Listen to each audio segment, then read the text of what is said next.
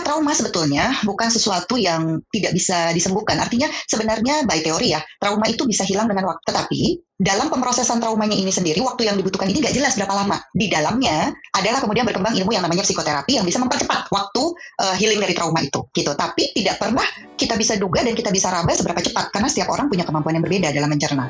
Dan apakah selalu butuh intervensi psikoterapi? Belum tentu. Hi, I'm Tanya. You're listening to Janda Bercanda. Hari ini kita membahas kembali tentang kesehatan mental anak pasca perceraian. Tamu hari ini adalah psikolog dengan keahlian menangani trauma. Bagi single moms out there yang mendengarkan, episode ini khusus untuk kalian dan wajib dengarkan. Kapan sih waktu yang baik untuk seorang single mom pacaran lagi, menikah lagi? Bagaimana dengan anak? Kapankah waktu yang baik untuk memperkenalkan pasangan baru? Bagaimana cara menyembuhkan trauma psikis lama? Dan bagaimana cara mencegah trauma-trauma baru? Sebelum saya memperkenalkan tamu kita kali ini, tolong jangan lupa ya untuk follow, like, subscribe, review, share, comment, dan DM Janda Bercanda di Spotify, Apple, YouTube, atau dimanapun kalian dengerin podcast. Buat yang di Clubhouse, silakan join chatroom kita dan lontarkan pertanyaan-pertanyaan ya. And without further ado, I present to you psychologist Rahajeng Ika.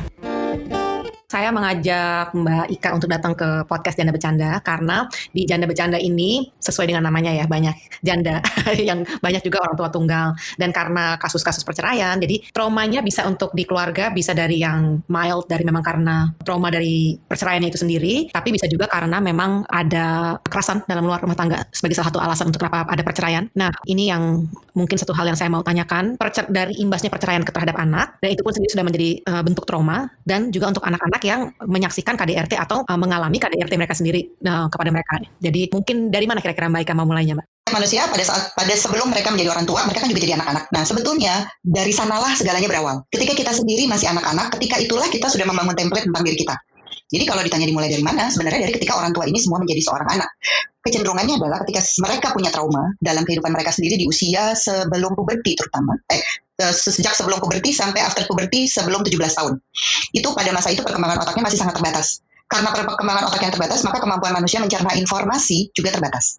Akibatnya, pemaknaan manusia tersebut terhadap kehidupan kejadian sehari-hari dalam hidupnya belum secanggih ketika usianya sudah di atas 17. Baru umur 17 tahun sampai 25 perkembangannya, bagian otak yang bisa memproses segala informasi beserta dengan sebab akibat, pemahaman atau mencampurkan antara sebab akibat sama nilai-nilai aturan yang diajarkan keluarga, kemudian bagaimana kita membaca suatu situasi, itu semua baru jadi di umur 17 sampai 25. Jadi kayak kalau diibaratkan suatu otak manusia itu adalah komputer, ketika komputernya belum canggih-canggih banget, dia belum bisa melakukan processing yang tinggi kan.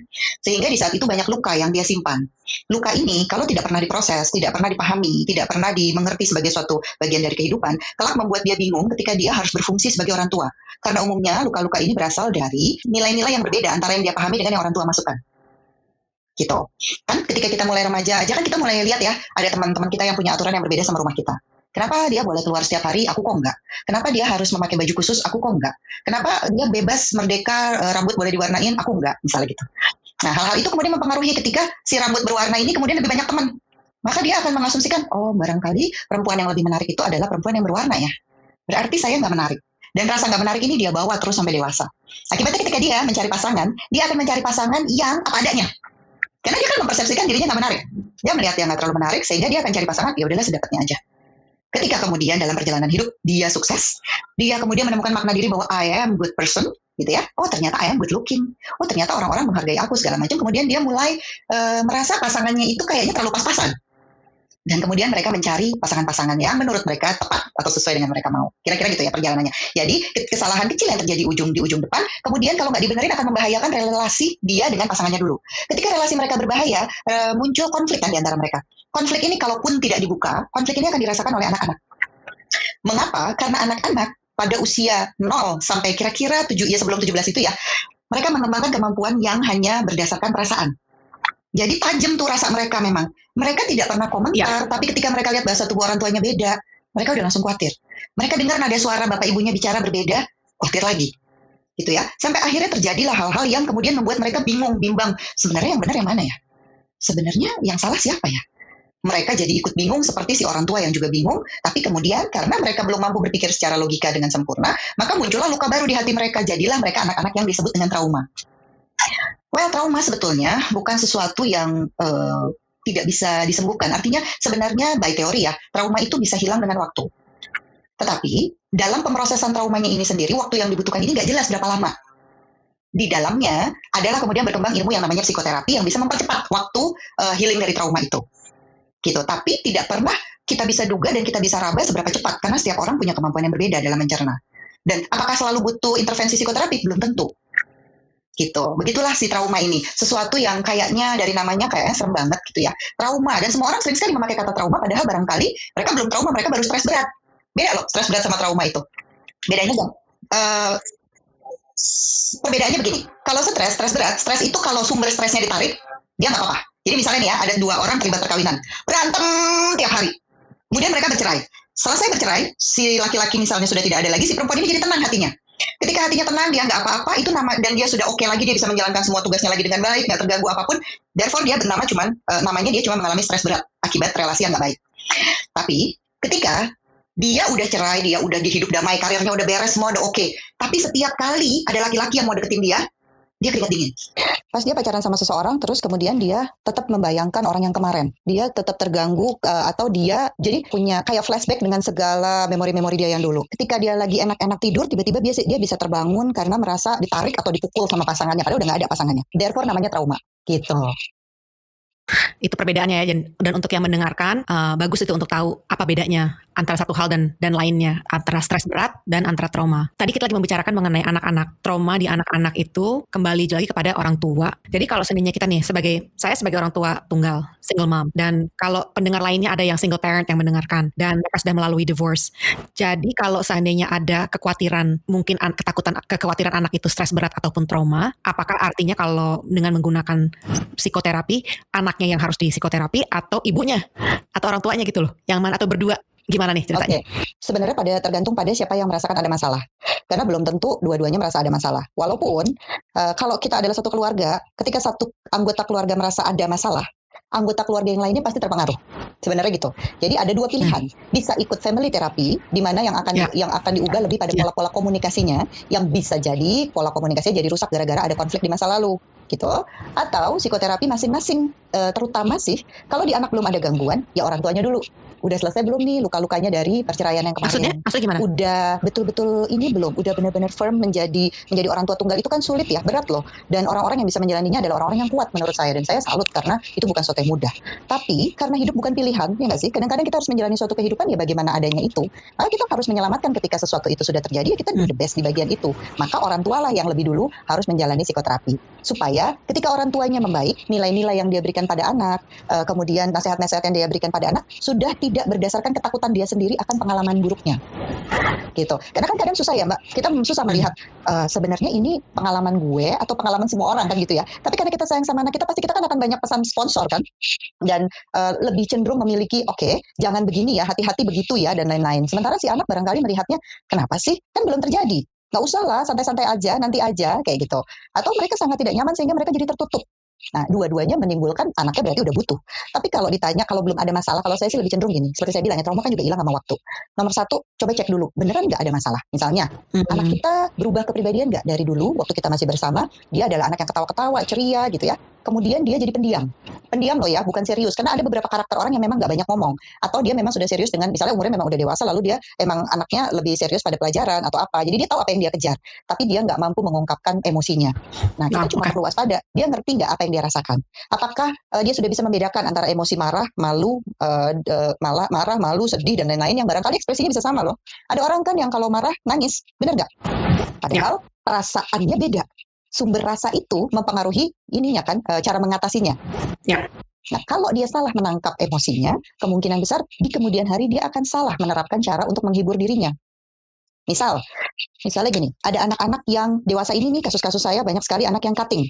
Banyak anak-anak yang berusaha melukai dirinya. Kalau ditanya, kenapa? Jawabannya sederhana. Saya nggak bisa ngerasain perasaan apapun. Saya cuma pingin merasakan sakit. Dan setelah saya merasakan sakit, saya puas. Saya jadi merasa lebih baik. Dan selesai. Gitu ya. Padahal kalau saya amati yang terjadi adalah anak ini nggak pernah kenal rasa, dia nggak pernah menjiwai sebenarnya rasa seperti apa. Saking udah kelamaan stres, semuanya ditahan, badannya jadi nggak bisa merasakan sensasi apapun. Jadi orang kalau stres terlalu lama, itu mengakibatkan akan ada keluhan-keluhan fisik di badan. Karena stres dan trauma itu, terutama trauma, memang tertinggal di badan. Jadi kalau ada rasa yang nggak enak, rasanya itu mungkin kita nggak bisa pahami, tapi dia ada di badan kita. Makanya ada keluhan migrain, sering sakit mah, Kemudian banyak deh ya penyakit-penyakit yang terjadinya sebenarnya karena pemicunya adalah ada rasa-rasa itu. Dan kalau ngecek trauma misalnya, kita merasa takut gitu ya. Takut-takut. Terus rasa di badan gimana? Biasanya pertanyaan anehnya kami gitu. Kenapa kami nanya di badan? Karena rasa takut itu kadang-kadang sensasinya ada yang kalau takut, ini kok tangan saya sakit ya? Ternyata suatu hari di masa kecilnya dia pernah dipukul sangat hebat dan kena di tangan. Jadi ketika dia merasa takut, yang dia rasakan yang gak enak di tangan. Nah, sensasi-sensasi di badan ini sampai mengganggu, berarti itu sudah bisa dikatakan bahwa, oh berarti ini udah butuh psikoterapi nih, kira-kira gitu. Ada yang gak beres nih, kenapa ya setiap ujian anak aku jadi, misalnya, kenapa setiap ujian anakku jadi gatel-gatel gitu, jadi keluar eksim. Banyak tuh di anak-anak penyakit itu, eksim. Atau kenapa ya setiap kali dia menghadapi, pokoknya kalau dia mau menghadapi tes-tes penting atau apa tuh, pasti anak gue nangis. Kayak gitu ya, misalnya ya. Atau padahal dulu-dulu enggak. Atau dia obses banget dapat nilai bagus, padahal kita nggak pernah minta untuk dia mendapatkan nilai bagus.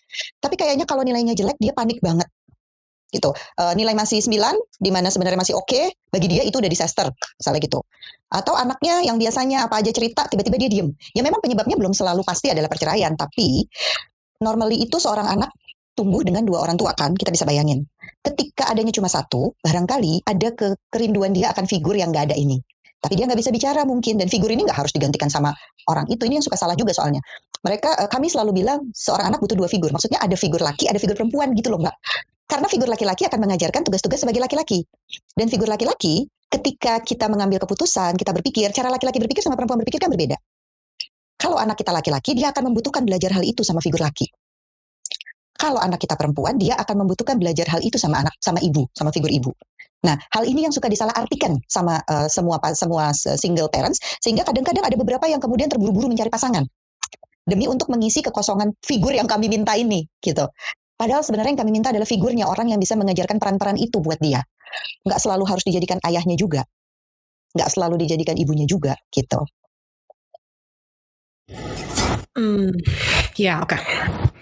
Dan ini juga sebetulnya tadi di awal tadi ya Mbak Ika sempat bicara mengenai tadi Mbak Ika sempat ngomong karena suka ada pesan-pesan sponsor. Maksudnya Mbak Ika kalau yang dimaksud dengan pesan-pesan sponsor itu apakah komentar dari keluarga atau teman atau tetangga, even stranger sometimes juga ya bisa berkomentar, itu yang merasa membuat luka baru bahwa ada sesuatu yang tidak lengkap mungkin. Jadi itu yang membuat Pada anak ya. Apa ya, kekurangan percaya diri kali mungkin juga jadinya dengan juga dengan orang tua, bagaimana caranya mereka harus bersikap juga kan, karena orang tua tunggal kadang-kadang suka berpikir saya harus segera cepat mencari pasangan baru karena saya perlu ada figur ayah untuk anak saya umpamanya, seperti itu gitu loh, karena ada kekhawatiran ini ada yang tidak lengkap gitu loh, ada sesuatu yang mungkin itu dari societal pressure-nya ya, jadi yang bikin kayaknya terburu-buru, tergesa-gesa untuk cari pasangan baru. Padahal kalau menurut Mbak Ika sendiri lebih mudah dan lebih gampang untuk cari sosok figur di luar pernikahan umpamanya ya. Jadi nggak perlu orang itu dinikahin, tapi dicari sosok figurnya. Kali mungkin lebih gampang seperti itu. Pada dasarnya sebenarnya yang penting adalah kita berkaca dulu pada kita nih sebagai si single parent yang ada, kebutuhan kita sendiri apa. Karena kalau kebutuhan kita adalah memang pasangan, maka nggak usah berpikir kepada figur ayah buat anak dulu. Maksudnya gini, mungkin ini kedengarannya ekstrim, tapi ketika yang disebut dengan si laki-laki ini udah cocok sama kita, ya sesuai dengan kebutuhan kita, kebutuhan ya. Jadi artinya kita butuh sosok yang bisa diajak diskusi, maka kita mendapatkan laki-laki yang bisa diskusi. Kita mendapatkan sosok yang bisa melindungi dan kita mendapatkan itu. Kita nyaman ya. Ketika kita nyaman, otomatis anak kita akan bisa menjalin hubungan yang baik dengan orang itu. Itu pasti. Kenapa? Karena di dalam darah anak kita ada genetik kita. Kalau genetik kita sudah nyaman sama orang ini, secara tidak langsung genetik si anak juga akan nyambung otomatis sama laki-laki ini. Jadi jangan dibalik. Banyak kasus saya dibalik. Dia berusaha mendekatkan anaknya dengan laki-laki ini dulu. Sehingga akibatnya anaknya juga cuma menangkap maunya ibunya aja kan. Dan pada satu waktu ya perasaan dia dengan si laki-laki ini dengan perasaan kita yang akan berpasangan kan beda dong. Nggak akan sama. Malah keliru kalau dibikin jalurnya si anak dulu yang kita bikin nyaman sama orang ini. Kita dulu nyaman, kita dulu settle hubungannya, kita pastikan orang ini bisa memenuhi kebutuhan kita lahir dan batin, kita bisa percaya sama dia, lalu si anak akan mengikuti ke langkah kita. Yang bahaya adalah kalau kita terburu-buru satu, mungkin kita belum selesai grieving sebenarnya. Terus kita berusaha menyembuhkan luka kita dengan menutup dengan figur baru. Kita punya rasa cinta, mungkin untuk beberapa saat rasa cinta itu cukup. Tapi anak kita jadi tidak punya rasa, karena yang kita bangun sama orang ini belum betul-betul kepercayaan yang dalam. Itu bahayanya. Jadi anak kecepatan dapat figur baru, dia juga masih grieving kehilangan. Dia juga masih luka kehilangan ayahnya misalnya ya. Kalau let's say anak kita lah ya yang perempuan ini. Lalu si anak mendadak kehilangan figur ayah. Dan si figur ayah kebetulan gak mau diajak kerja sama lagi. nggak bisa dihubungin, nggak bisa ada buat anak kita gitu ya. Wah pokoknya nggak enak aja. Maka biarkan dulu dia membiasakan diri dengan hal itu. Bangun dulu kepercayaan dirinya bahwa walaupun ayah kamu seperti itu, tapi bukan berarti dia nggak sayang. Memang dia orangnya tidak terlalu bisa menunjukkan perhatiannya. Memang cara ayah kamu memperlakukan orang di sekitarnya sesuai dengan kebutuhannya. Tapi dia akan sangat terbuka kalau kamu punya kebutuhan apapun, silakan hubungi dia. Jadi dia kenal dulu ini bapaknya model kayak apa, patternnya harus gimana. Sambil kita juga sabar menerangkan, karena ada sisi yang mungkin orang jarang lihat nih Mbak. Dangernya adalah kita mungkin masih luka sama orang ini. Secara nggak sadar kita ngomong hal yang buruk tentang dia. Tapi anak kita menangkapnya bukan dia yang jelek, tapi dirinya, si anak. Karena dia adalah anak dari orang ini. Maka dia akan berpikir, aku kan anaknya ya, jangan-jangan aku juga kayak gitu ya. At some point, jangan-jangan aku juga seburuk itu ya. Nah ini yang bahaya. Gitu. Makanya yang kecil-kecil tapi penting, yang kayak gini-gini dulu ini diberesin sebelum kita memulai perjalanan baru lagi. Sebenarnya gitu. Gitu. Untuk mencegah aja sih sebetulnya. Mencegah jangan sampai anak juga punya kebiasaan menyelesaikan satu masalah dengan membuka figur atau menggantikan dengan orang lain gitu aja. Itu kan biasanya kan jadi gitu karena ya itu tadi ya, social pressure gitu ya. Kita merasa dia juga jadi dinilai secara sosial, kita juga mungkin capek secara sosial, ditekan kiri kanan semuanya. Tapi hati-hati aja. Pastikan luka kita sendiri sudah bersih, sudah sembuh gitu. Kalau luka kita sendiri dari kegagalan itu sudah bersih, sudah sembuh, anak kita juga akan mengikuti dengan cepat. Karena kalau luka kita belum sembuh, kita secara nggak sadar nyakitin anak kita juga sebenarnya in a way. Gitu, dengan kata-kata kita yang keliru nih Mbak Tania, dengan kita ngomongnya salah, dengan kita jadi cenderung jelek-jelekin figur ayahnya, atau dengan kita tidak memberi perhatian cukup buat si anak, instead kita minta diperhatiin sama anak itu. Itu menarik juga ya, karena sebetulnya ada dynamic di mana kadang-kadang orang tua mencari di anak sesuatu hal yang kekurangan itu di situ, dan kayak mencari atensinya dari anak gitu, sedangkan anak itu pun sendiri belum mampu untuk memberikan atensi yang dicari dari orang tua. Jadi kesian juga itu, semakin banyak beban. Jadi oke. Sekarang caranya yang ringan gimana? Ini nama acaranya Janda Bercanda. Jadi kita jangan lupa, jangan kasus jandanya aja, bercandanya juga harus diingat. Yang ringan sebenarnya ya kita santai gini nih. Apa ya? Kalau buat saya mau janda atau bukan janda, pada dasarnya dinamiknya keluarga tuh kurang lebih ya tetap ada gitu. Nggak berarti kalau keluarga itu utuh terus aman, nggak juga. Nggak juga. Dengan kata lain, kalau di keluarga utuh ada hal yang bisa dilakukan, di keluarga yang kebetulan harus berpisah juga bisa dilakukan. Gitu. Simply terbuka satu sama lain, tapi tahan untuk curhat. Jadi khusus untuk bagian curhat, emang sebaiknya jangan pernah orang tua curhat ke anak sebelum anaknya di atas umur 17-18 deh. I see, oke. Karena daya dia menangkap curhatan kita beda. Dan jadi trauma baru untuk anak ya. Betul, karena dia belum bisa mencerna kan. Dia jadi bisa punya asumsi macam-macam, kasihan amat gitu. Mendingan diajak senang-senang. Oke. Tapi kan gini ya, kalau anak yang juga dari rumah tangga yang bercerai, ada satu hal yang dari mereka juga, anak-anak nggak bisa dikibulin kan, nggak bisa dibohongin. Jadi nggak cuma untuk masalah senang-senang aja. Mereka tahu, mereka udah bisa lihat kenyataan tuh orang tua tuh kalau dalam pernikahan, kadang-kadang mereka udah bisa ngomong, oke, kalau nanti saya menikah saya mau X, Y, and Z. Saya ingin untuk cara perlakuan dari suami ke istri begini. Bisa anak udah ngomong seperti itu. Jadi memang gimana ya, nggak mau selalu ngomong yang senang-senang juga. Ini anak-anaknya beda gitu loh, karena mereka sudah terlalu dini untuk menyaksikan hal-hal yang nggak ringan ya. Sebenarnya mereka bagusnya adalah ada beberapa kasus saya, mereka matang lebih cepat. Artinya mereka siap diajak diskusi. Tapi kita yang harus pintar-pintar ketika diskusi ini terlalu berat atau diskusi ini terlalu sesuatu yang diskusinya itu kira-kira dia salah menangkap, kita stop dulu. Oke, ada limit, kita hold dulu gitu. Limit lah ya, walau kita tahan. Semacur-macurnya anak, kita tahan. Tetap anak. Ya, oke. Fair, oke, that's fair. Gitu. Dan clear. Jadi boleh aja dan clear, dan jadi lebih tepatnya gini, kalau kita mau curhat misalnya gini, aduh mama tadi ketemu cowok yang cakep banget, and I think he's gonna be a good dad gitu ya. Tapi ceritainnya tuh utuh gitu, jangan dibohongin, jangan dimanipulasi, jangan dipotong-potong. Jadi dia juga bisa mencerna dengan lebih mudah. Perbedaannya anak sama kita itu adalah kemampuan dia menangkap kemudian mencerna. Jadi kalau anak yang walaupun matang, anak nggak dalam perceraian juga bisa matang sih. Anyway, pokoknya anak yang matang itu bukan berarti dia punya pengalaman hidup yang cukup kan. Jadi cara dia mencerna cerita kita boleh jadi beda. Makanya kita harus hati-hati di situ. Jadi sebenarnya aku ralat deh, bukan berarti dia tidak boleh diajak curhat, tapi selain ada limit curhatnya yang lengkap. Gitu. Jadi dia bisa membaca situasi, ada sebab, ada akibat. Lalu kita juga harus bilang, tapi I'll be okay. Kalau hubungan ini gagal, I'll be fine. Kenapa fine? Karena bla bla bla, sebutin. Jadi anak ini merasa secure karena to be honest, yang rusak dari suatu dari semua orang sih ya, dari perceraian atau apapun, yang rusak kan adalah trust-nya ya. Oke, yes. Let's talk about that. Ketika trust rusak ya nggak sih? Yes. Ketika trust rusak, anak jadi insecure. Ya. Karena merasa nggak terlindungi. Bagian itu yang jangan kita usik-usik. Jadi kita harus selalu menampilkan cerita yang secure. Artinya gini, oke kita punya petualangan bla bla bla, tapi kita secure karena kita punya safety net bla bla bla lagi gitu. Jadi dia juga oke, berarti mama gue nggak bakalan patah di tengah jalan ya. Berarti kita gonna be okay gitu.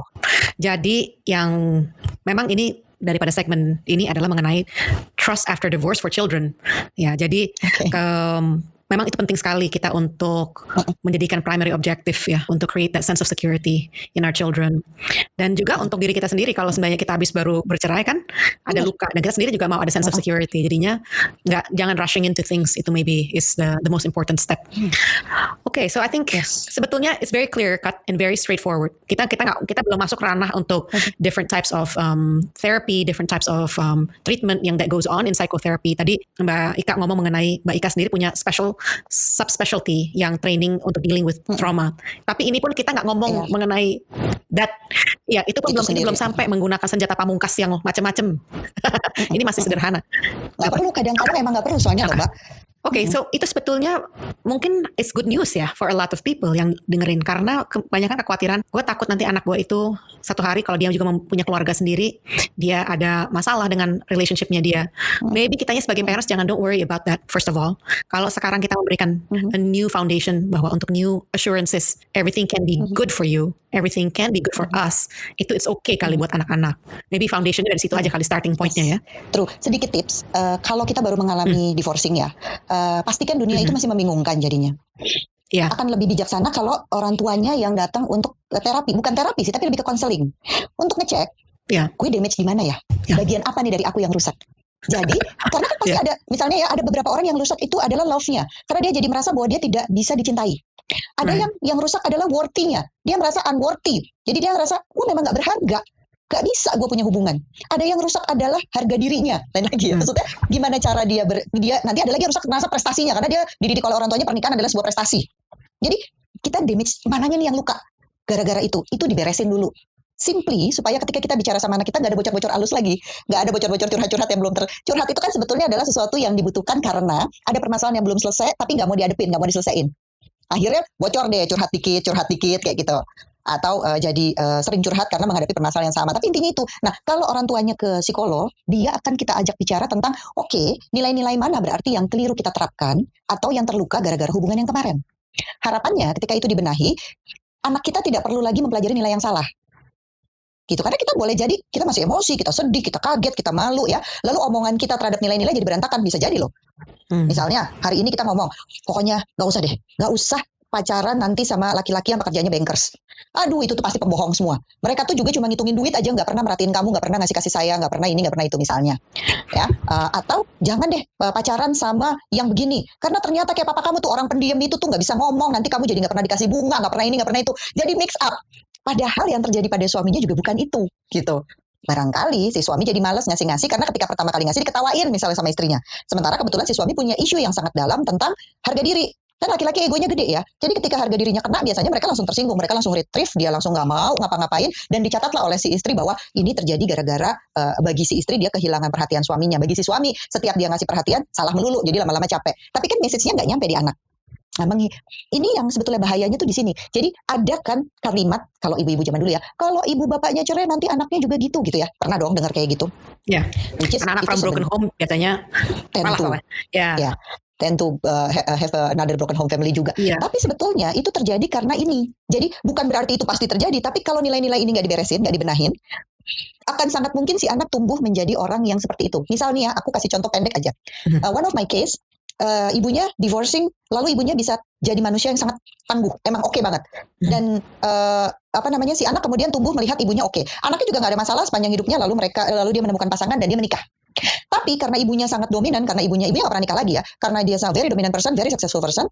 Lalu ketika si anak mirroring pada ibunya, ketika suatu hari suaminya menurut dia kurang, dia dengan simply udah cerai aja. Kenapa mesti dipertahanin? Nggak apa-apa kok, being a single parents, being a single mom like my mom, dia bisa kuat, dia bisa oke. Jadi tadi Mbak Ika bilang kalau si ibu itu karena dia itu confident dan independent, kalau merasa pasangannya kurang diceraiin. Terus anaknya jadi gitu. Maksudnya anaknya tuh ketika kemudian hari anaknya punya suami, dia menganggap perceraian itu piece of cake. Dia menggampangkan. Jadi dia punya tendensi tidak mau berjuang mengarungi bahtera pernikahan yang emang gak mungkin gampang. Gitu. Jadi kadang-kadang nilai-nilai itu yang terjadi. Jadi bukan berarti terus kalau orang tuanya broken home anaknya pasti broken. Sebenarnya nggak kayak gitu, nggak segitu gampangnya terjadi. Tapi probability-nya jadi meningkat kalau kita memang tidak mengajarkan nilai-nilai yang sudah dibenahi. Gitu.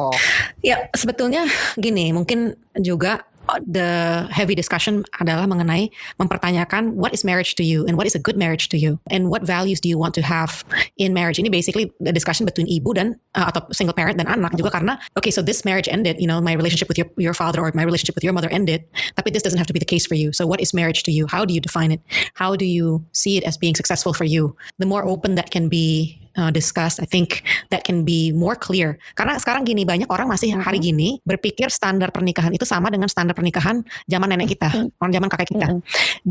Bahkan standar pernikahan zaman ibu kita aja udah nggak sama sekarang. Dan marriage 40 years ago when my parents got married is very different than how marriage is today. And so nanti for my daughter, when she gets married, marriage will be very different for her generation. True. Part of the issue different generations can have divorces is because also the expectations don't change with the time. So you have to have an honest answer and one for yourself and then an honest discussion with your children. Kan nggak mungkin juga kita punya ada expectation for our kids to hold the same role as housewife as what grandma had. Yang saya pengen patahin ya Mbak Ika di Janda Bercanda apa? I don't want to have anyone getting into a marriage, especially young women, that they have to be super women. They don't have to be. It's not a fair expectation. I think kalau you're going into a marriage with those expectations, you're set up to lose. The odds are against you. And saya rasa juga kalau that's a fair conversation to have with your future partner, with your future spouse, don't expect me to be everything for you. I don't expect you to be everything for me. Yeah. So I think more honest discussions like around this can help. And I know the rest is like we take it one day at a time, I guess. So I agree a lot. Soalnya gini, memang pada akhirnya kita nggak pernah tahu loh pernikahan akan berakhir di mana dan kayak apa. Yang bisa kita lakuin kan cuma menjalani hari demi harinya aja. That's right. Ketika kita udah nikah kan kita udah nentuin setting goal ya. Kita udah tahu goalnya adalah ya jalan terus gitu. Yeah. Tapi kalau ada apa-apa di tengah jalannya, ayo kita tanganin sama-sama kan gitu aja. That's right. And that's the best that we can do. That's about as good as we can have it. So yeah, I like this. I like the maybe it's easy. It sounds like it's not a lot of pressure, the approach that you have. Tapi kalau seandainya we have to deal with it, you have the tools to deal with it. Artinya tempat curhat yang akurat, tempat curhat yang appropriate ada orang-orang seperti Mbak Ika. Dan kalau kasusnya udah parah, kalau yang tadi Mbak Ika cerita anak-anak yang udah merasa beban sampai dia cutting, ada Mbak Ika yang tahu how to handle that. You don't have to worry. Tapi kadang-kadang problemnya we're so far from that. We're so far from the tapi harus dibahas supaya nggak, so it doesn't turn into a pain body yang tadi Mbak Ika juga ceritakan. And not to make the kids jadi confused ya. Pokoknya itu deh pesan aku. Jangan bikin anak-anak kita jadi bingung. Karena mereka udah pasti bingung melihat keadaan kita kan. Kalau gini, kalau perceraian itu antara kita sama pasangan kita kan kita berdua betul-betul tahu ya masalahnya apa, rasa yang ada apa gitu. Sehingga ketika akhirnya berpisah ya udah kita udah sama-sama final decision. Anak kita itu hanya penonton. Meskipun dia kita ceritain, cerita kita nggak bakal bisa dia rasakan gitu loh. Dan itu sudah cukup membuat dia bingung. Jadi jangan tambahin lagi dengan kebingungan-kebingungan lain gitu. Ya, itu ya diingat persepsi anak belum tentu sama dengan persepsi kita sebagai orang tua. Jadi diingat ada limitsnya of what we can share. Jadi be careful with our words and also be gentle. Just be gentle. It's too easy to get upset. Everything makes us upset these days. Emang terlalu gampang kali ya juga untuk apa-apa jadi pemicu. Jangan terpicu katanya. Ya, kalau apa-apa masih jadi pemicu Mbak Tania, artinya kita masih dalam kondisi stres. We have to look for help sebelum terjadi hal yang lebih buruk. Jadi kalau apa-apa tuh udah rasanya jadi pemicu, baru cuman gini dikit biasanya nggak apa-apa, ini kayaknya kok kenceng banget sih, udah mulai kayak gitu, itu kode bahwa kita butuh sesuatu. Saya juga gitu nandain kalau saya udah nanganin kasus terlalu berat-berat, sampai suatu kali saya dengerin klien saya tuh udah di kepala saya gini, misalnya klien saya bilang, iya saya tuh sedih banget, lah hati saya, masa gitu aja sedih sih, kayaknya itu masih gampang, misalnya gitu ya, itu saya gini, saya udah masang rem sendiri gini, berarti udah capek nih aku, harus berhenti dulu nih, aku harus isi energi lagi dulu untuk bisa tenang dengerin semua. Kayak gitu. Jadi hati-hati kalau kita udah punya sensing yang kayak gitu, semua orang udah banyak hal dalam hidup kita yang kita anggap sebagai, kok ini gini dikit kita keganggu, gini dikit keganggu. Therefore udah harus kita ketemu sama orang yang bisa ngajarin kita tentang stabilisasi emosi. Supaya kita paham sebenarnya ada apa dengan emosi kita, kok kelebihan. Berarti kan ada yang harus diturunin, ada yang mesti distabilin. Gimana caranya, apa yang mesti dilakukan, itu tanya dia sama yang ahli. Karena mereka punya cara-cara yang gak perlu. Kadang-kadang tuh kan suka banyak orang, tapi nanti mesti curhat cerita. Gak perlu. Sometimes saya suka bilang, kalau kamu emang benar-benar gak mau cerita apapun, kamu gak perlu cerita apapun sama saya, tapi saya bisa kok proses apa yang kamu rasain. Yang penting adalah dia merasa enak dulu. Biasanya sih kalau udah merasa nyaman, ujungnya curhat juga, cerita juga. Tapi dia sudah merasa aman untuk curhat. Jadi hati-hati kalau masih merasa irritated by something terlalu banyak. Nah, coding tuh kayaknya perlu ketemu sama orang-orang yang memang bisa bantu. Jadi kembali lagi, sense of security, sense of stability, clarify, avoid confusion. Jadinya untuk all these things. Kalau begitu red flags-nya sudah keluar, go find Mbak Ika and others like Mbak Ika. Yes. Tapi kalau Mbak Ika sendiri kalau mau dicari bagaimana caranya? Salah satu daripada Janda Bercanda adalah untuk membuat resources untuk mencari psikolog lebih mudah. Bagaimana caranya orang mencari Mbak Kalau Ika? praktek itu saya ada di 2 tempat, di Rumah Sakit Puri Cinere sama di Cassandra and Associates di Barito. Oke. Ya, tapi karena sekarang lagi zamannya online juga, sometimes ya berarti kalau sifatnya online kan lebih bebas ya, tinggal ngatur waktunya aja gitu. Jadi dari Sabang sampai Biasanya. Merauke bisa akses ngobrol sama Mbak Ika. Sebenarnya bisa. Sebenarnya sekarang dengan adanya kejadian ini tuh membawa banyak hikmah, antara lain adalah benar-benar jadi kita nggak punya batas daerah sih sebetulnya. Ya. Gitu, bisa-bisa aja. Yang ada batasnya adalah kita nggak bisa traveling ke tempat-tempat lain. Itu aja. Benar banget ya, physically ya. Fisik kita nggak kemana-mana ya. Tapi merdeka di pikiran kita merdeka. Bisa kemana aja ya Mbak ya. Tetap bisa, benar. Merdeka dalam berpikiran kita. We're always Dan free. itu tetap lebih rileks loh, kalau aku sih boleh milih mendingan merdeka pikiran. Kalau mikir aja udah ditahan, bisa dibayangin stresnya kayak apa kan. Tuh. Waduh, pearls of wisdom tuh. Kalau badan masih enak, tapi kalau pikiran udah dikontrol, dan itu loh kadang-kadang anak-anak merasanya begitu. Itu beritanya kenapa anak-anak nggak suka sama orang tua itu, atau suka malas curhat sama orang tua. Mungkin ada ya, siapa tahu ada pendengarnya Mbak Tania di sini yang kalau suka ngeluh, anakku kalau ditanya apa aja nggak mau cerita gitu ya. Jangan-jangan karena dia merasa berpikirnya terjajah sama kita, makanya dia jadi malas cerita. Dan sebetulnya emang iya, karena kita kepo. Orang tuanya kepo, pengen tahu. Tadi kamu nelfon sama siapa? Kamu tadi ngobrol sama siapa? Di WhatsApp tadi sama siapa? Tadi itu main apa sama? Soalnya sekarang nanti dibilangnya kita lalai, jadi orang tua nggak tahu apa namanya, anak lagi ngomong di Nintendo Switch mainnya sama siapa. Makanya kepo, emang bener pertanyaannya 1000. Memang betul sih. Habis serba salah nanti kalau nggak Mbak. Ntar dikira ini kita nggak. Bener sih, bener. Nggak perhatiin ya. Tapi sebenarnya bukan itu. Yang nggak boleh rusak itu adalah trustnya anak sama kita. Jadi sepanjang dia udah terbentuk trust sama kita, nggak usah kita pancing, dia cerita sendiri kok. Dijamin. Oke. Amin. Gitu. Amin. Yang nggak boleh adalah rusak trustnya. Ketika dia percaya, jadi kayak gini, sesimpel ini ya. Ini zaman sekarang simpelnya, dia foto sama mamahnya upload di Instagramnya. Ya. Si anak merasa di situ dia nggak optimal. Jadi dia sebel kan. Nah sejak itu dia kehilangan trust, dan dia akan bilang, kalau yang kayak gini aja gue nggak bisa percaya, apalagi hal lain. Nggak bakalan lah cerita dia WhatsApp sama siapa kalau kayak gitu. Ya. Gitu. Itu aja sih yang mesti dihati-hatiin. Oke. Thank you so much Mbak. Sama-sama. Ini pembicaraannya seru juga. Nanti satu hari kita belum pernah ketemu in person, tapi semoga satu hari nanti kita bisa ketemu in person ya Mbak Ika ya. Amin. Ya mudah-mudahan semoga segalanya ini lebih stabil ya. Segala virus-virus ini jadinya kita bisa lebih pelan-pelan belajar lagi untuk berani membuka diri, karena banyak orang yang trauma juga kan, jadi takut untuk bepergian, takut untuk ketemu orang, takut dapat stigma, macam-macam nih ketakutan yang berkembang. Ini mudah-mudahan kalau situasi sudah cepat stabil, kita masing-masing bisa lebih tenang gitu ya. Mudah-mudahan gitu, dan jadi kita kopi daratnya enak gitu, nggak pakai deg-degan ya nggak? Ya itu dengan sudah tercuri rasa was-wasnya, itu rasa amannya sudah tercuri itu sayangnya. Dan kan? itu model baru. There's a different kind of trust yang in the new normal. That's a new, betul Mbak itu. Iya benar. Oke Mbak Ika, thank you so much again, and we'd like to have you again on the show next time ya. Oke, thank you Mbak. Whoa, you made it to the end. Amazing. You are awesome. Thank you for listening. For more episodes, check out our archives on jandabacanda.com. Please DM me your questions and what you'd like to hear more of on the show. Goodbye for now.